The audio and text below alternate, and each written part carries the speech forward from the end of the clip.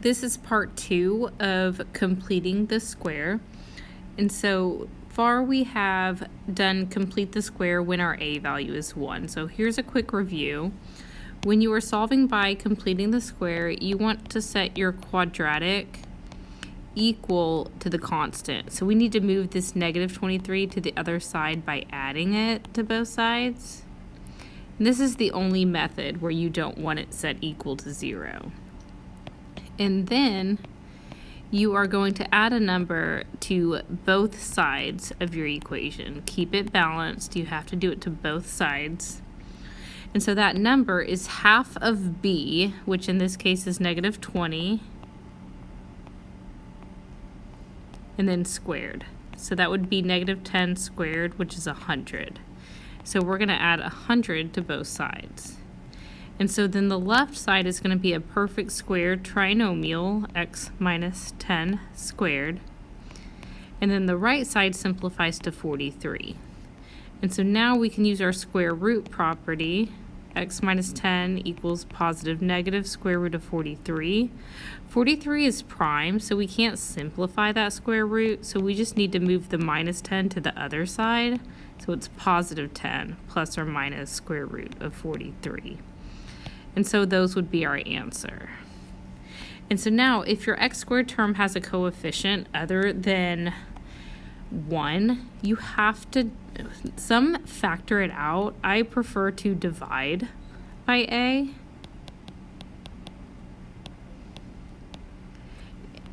Before you complete the square.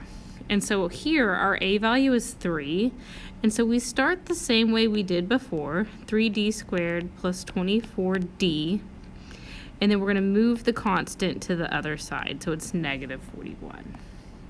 Now we have to divide every single term by this 3, even though it's not going to necessarily make integer values, we still have to do it.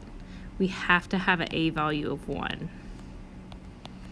And so that negative 41 over 3 isn't going to simplify, so we just leave it like that. I mean, simplify the fraction if you can, but it doesn't in this case.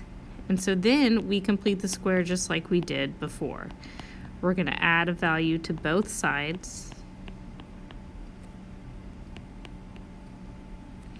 And that value is going to be half of your b value squared.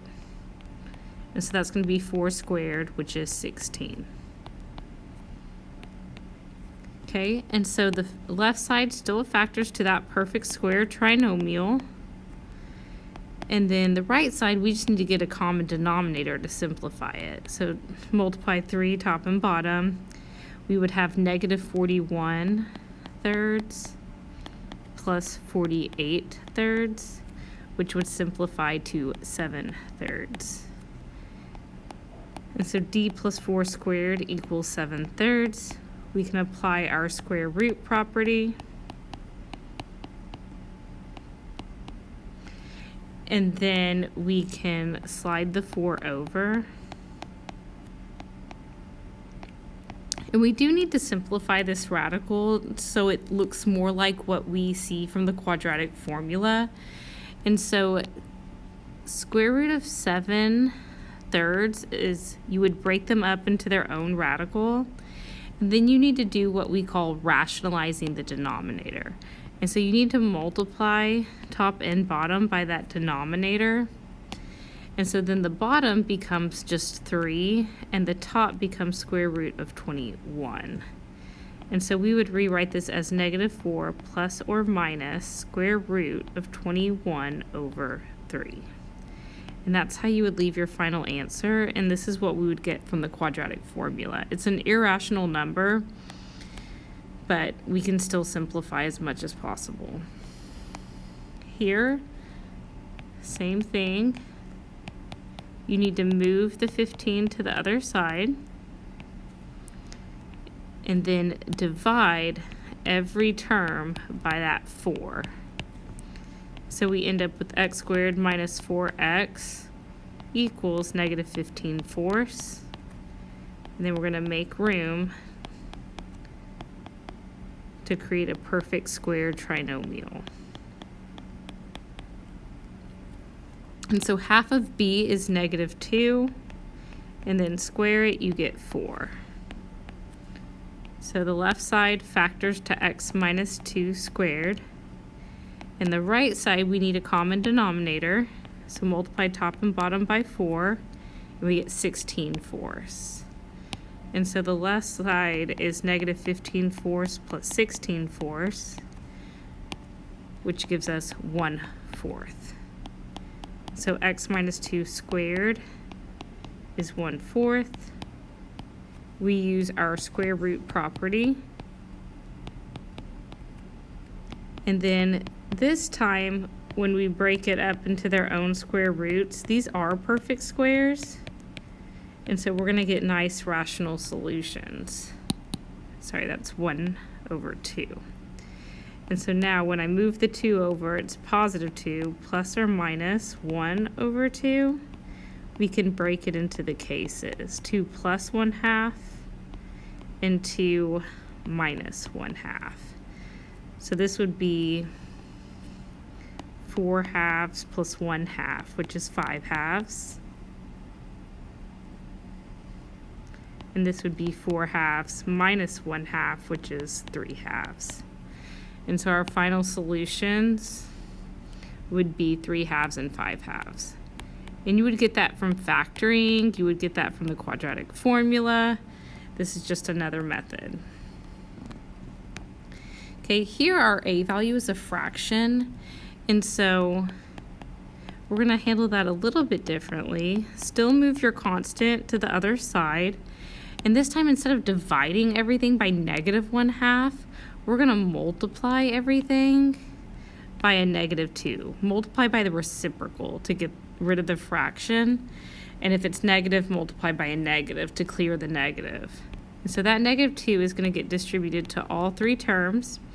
So that leaves us with just 1x squared like we wanted, minus 12x equals negative 20.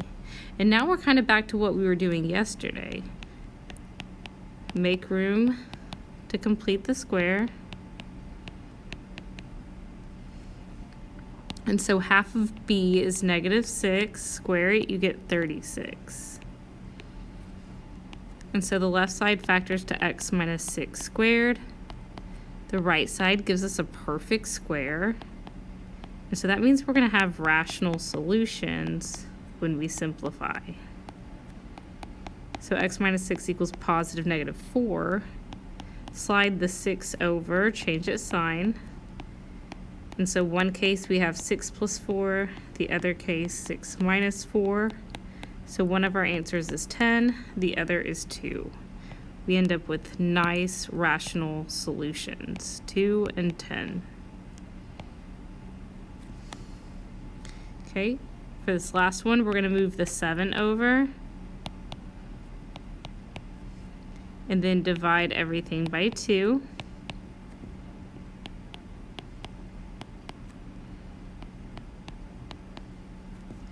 And so this time we have an odd b value.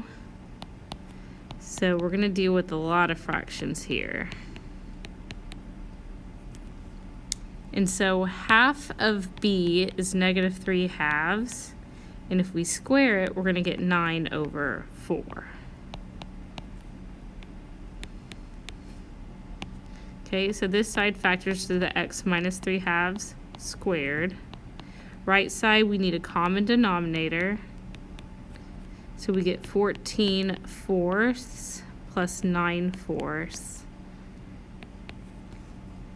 which is 23/4. Not a perfect square, but the denominator will be nice. And so using the square root property, x minus 3/2 equals the positive negative square root of 23/4. And when we break them up, the denominator is already rational. So we won't have to rationalize the denominator. It's 2. Okay, and so we're going to slide the 3/2 over, and then plus or minus square root of 23/2. 23 is prime, so this is the best we can do for our final solutions.